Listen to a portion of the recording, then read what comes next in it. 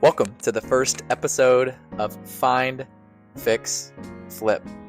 This right here is a year 2000 Mazda B3000, and you might not be familiar with this truck specifically, but you may know the Ford Ranger, which is an exact car of the Ford Ranger. There's an engine, drivetrain, the whole thing. A lot of the bits I bought actually are interchangeable. They're literally for the Ford Ranger and the Mazda B3000. So this truck here, I purchased at a price of $2,200. It was listed at $3,000. Was able to negotiate in person when I realized there was a lot of small things that needed repair and fixing. This specific car has 277,000 miles, which is quite a lot. It clearly needs a lot of work. The AC wasn't working. There's a lot of interior things just missing. And the car overall just was neglected. It just needed a lot of love, a lot of cleaning, and just small repairs to get the AC. And the other issue was it wouldn't go into park. So I had to fix that. But this was a great candidate. Had a lot of small minor things that are able to be done myself, make some profit on it, make a great vehicle for the next owner. So let's get started. First thing we'll do here is clean the vehicle.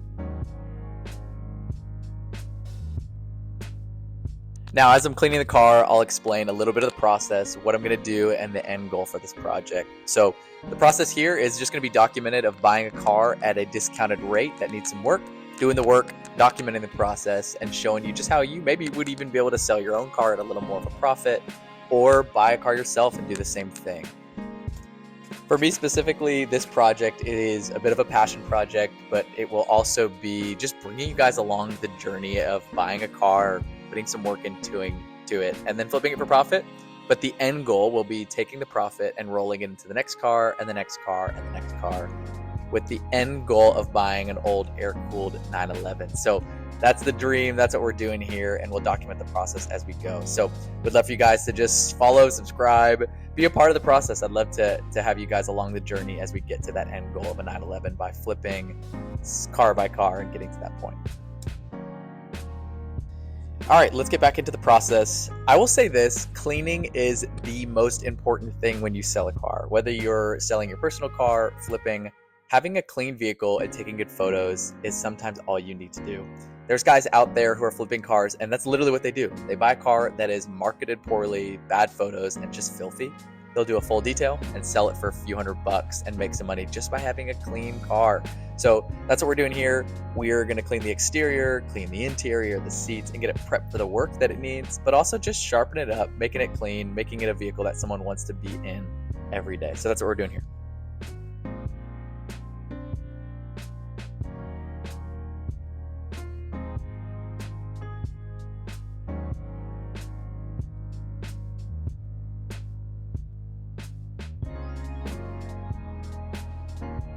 The next thing for me is just on the outside. What I noticed is the trim, which you'll see we're taping up here. It needed just a refresh. So my thought was the best way to just kind of up the look of the outside of the car, that was pretty simple and cheap, is just tape it off, sand it, paint it black again.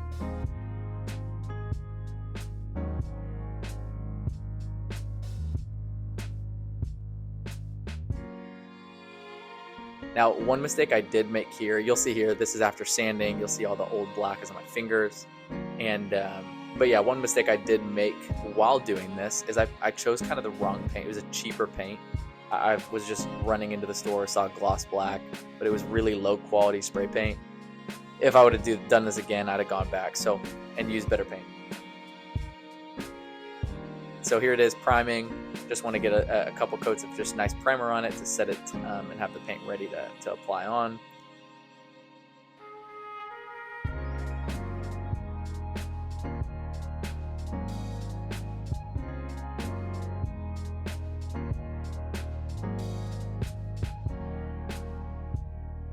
And then you'll see next, I'll just apply some black. It's what it was. It used to be just a black trim. I think it was a flat black, but made it gloss.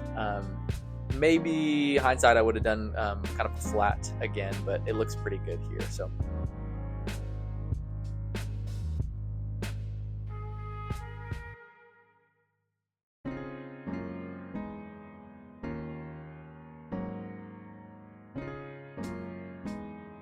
The next thing we worked on here is, I guess from a previous time, maybe the window was broken or something. They had used tape and the adhesive from the tape got stuck and it just left kind of a bad look on the truck. So got some goof off, rubbed it out, cleaned it up. It's a small thing like this, especially if you're buying and selling a car.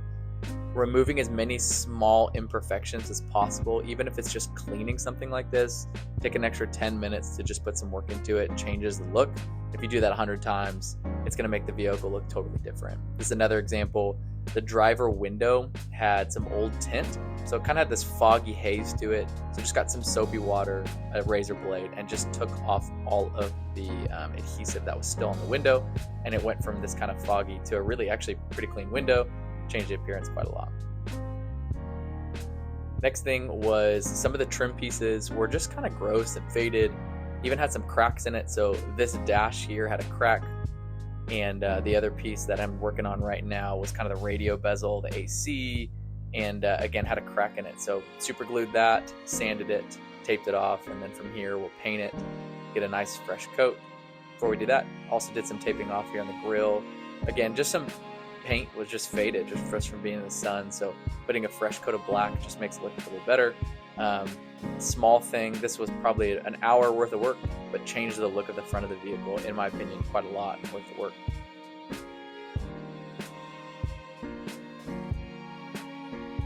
So I must have missed the priming part of the video, but anyways, primed those pieces, and then here just giving a fresh coat of black. Same thing here. I missed the black, but I got the priming on the grill, so you get the idea here. Spray that, get a nice coat on it, then we'll peel it off and apply it. We'll put it back on the vehicle. Another small thing that many people might overlook, I think it's worth doing. I took off the windshield wipers, which just kind of had some surface rust and kind of faded paint. Again, took them off, sand them, primed them, spray them black. It's a small thing, again, that will just change overall the vehicle condition. Another thing that I'll mention at the end is I bought some new windshield wipers. The old ones were kind of crusty and gross. Having some fresh ones on, it's all of $20. It's worth it just to make the car look great. Next up is a small thing. This was all of $10 to do, a little kit on Amazon. It's a headlight restoration. So prior to it, it was super yellow. I was able to just take the headlight restoration. It's 1000 grit, 3000 grit sandpaper, and then it has a coating. So you just, in the kit, just sand it up really quick. Takes a lot of that yellow and kind of creates a little more clear. It's not going to be perfectly clear, but you'll be able to see the difference from before and after from a really yellow headlight to having some clarity in it that will take the eyesore away from it being kind of that awful old sun damaged yellow. Now as we kind of get to wrapping up the exterior, this is what you'll see here. I'm actually not washing it. I'm using a clay bar.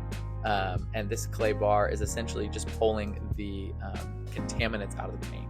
So a lot of paints like this, when they get old or they just haven't been taken care of and don't get washed often, contaminants get mixed in and just embedded into the paint.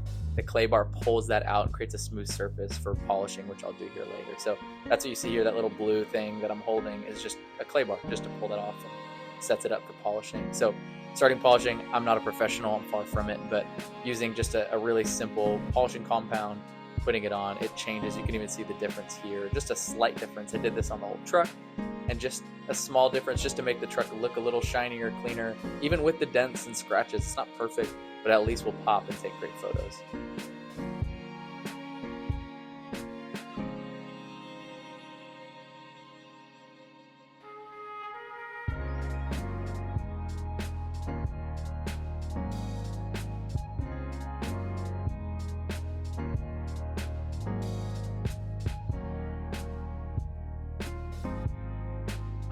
Now this is just a little bit of resourcefulness. Went to the junkyard, called around, found a truck.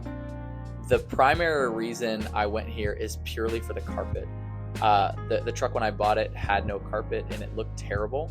And all I had to do was run to the junkyard, find a vehicle that fit the same exact carpet. It's actually the exact same truck, same color and everything. Pulled the carpet out. Now, the carpet was filthy, so I had to power wash it and clean it, but it was totally worth it. And for $100, I was able to get the carpet and a lot of little plastic trim bits that I need for the truck. So $100, totally worth it to change the look of the interior. Just took a quick clean and was able to install it pretty easily.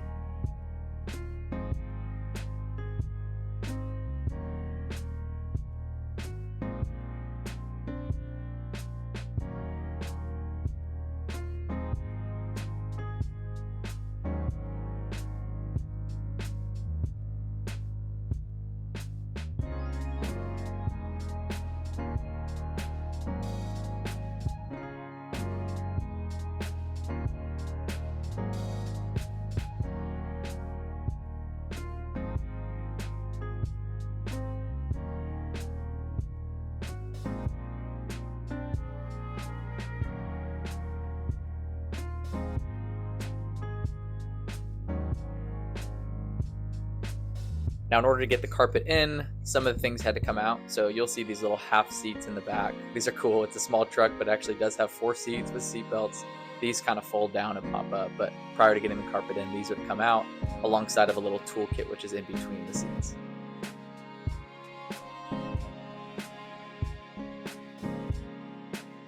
All right, ready to go. Put the carpet in. Just trying to get this fitted. I was a little nervous because hoping that the carpet would be an exact fit, and it was. It fit right in.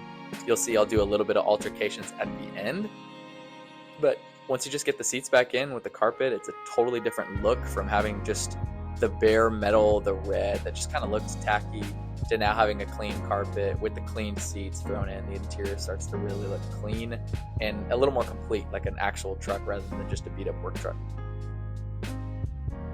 Now in the back, this is where it got a little interesting.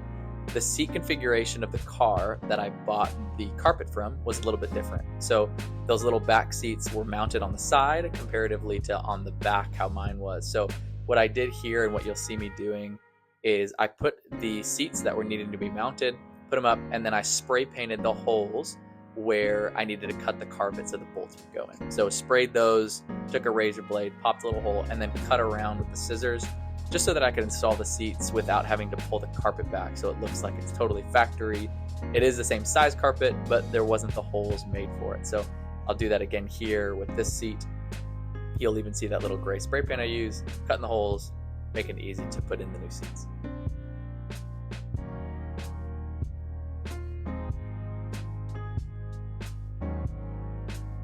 All right, this is a huge one. So the reason I think I was able to get the truck for quite a cheap price was it didn't have AC working. Now, I knew when I went to look at the truck that it was likely the blower motor. The reason I knew this is when I went to turn on the AC, nothing happened. It wasn't that there was an issue because it wasn't blowing cold, it just wasn't blowing anything, which is almost always going to be the blower motor. So that's what you see I replaced here for about 30 bucks. I'm almost embarrassed to say how long this took, but the next thing I had to tackle was just these back doors. So the way the car is, they have a normal front door that opens like you would normally have, and then a half suicide door, and these latches were just completely thrashed. I had to do some replacement on the bushings that used to be plastic, do some metal ones, replace the handle, adjust the doors a little bit, and now they both close really, really easily. So that was another small thing I had to get done. After that, then I started to tackle the interior buttons on the steering wheel. They're for the cruise control. It's not a huge thing, but the button was broken. There was a functional button, but it just looked tacky. For 13 bucks, I was able to get a new part that's brand new, remove the steering wheel, put the new buttons on, put it back in alongside of the trim around the steering wheel and under kind of where my knees are. I got those from the junkyard as well. One of the things I mentioned earlier is that the car didn't go into park. I didn't video this, but I want to mention I got a $30 neutral safety switch, went under the vehicle, and about 30 minutes of work was able to get it to go into park. All right, let's do a little bit of a recap here. Bought the truck here, final prices for $2,200. On top of that, the things that I had to buy, junkyard parts, including the carpet, was $100. The steering wheel buttons, which you didn't see, but I did purchase, was $13. Headlight restoration, $10. Paint, polish, etc. was $50. AC blower motor, $32. The bits for the door, so I could fix the back 2 suicide doors, which again was not videoed, was $13. And then rear door handles as well was $28, which puts our total right at about $2,450. I ended up listing the car at $4,500 on Facebook Marketplace, pulled it immediately down to $42 to hopefully help with the algorithm. As I was sharing the project with a friend, they saw the truck and said, hey, we want to buy the truck. Because they're close to me, I gave them a discounted price of $3,700, which is much lower, but it works out for everybody's benefit here, which is a total profit of $1,250. Now with the profit, I'm going to just give a conservative effort of how many hours I put into the car, from driving to check out the car, bring it home, going to the junkyard, detailing it, putting work into it. I probably put about 20 hours into it. So let's break the total profit of $1,250 divided by 20. Puts me at about $62 an hour, which is not too bad of an hourly wage for just a week project. So excited to jump into a new project. We now have the cash to start looking and finding something new. So tune in, it'll be coming soon.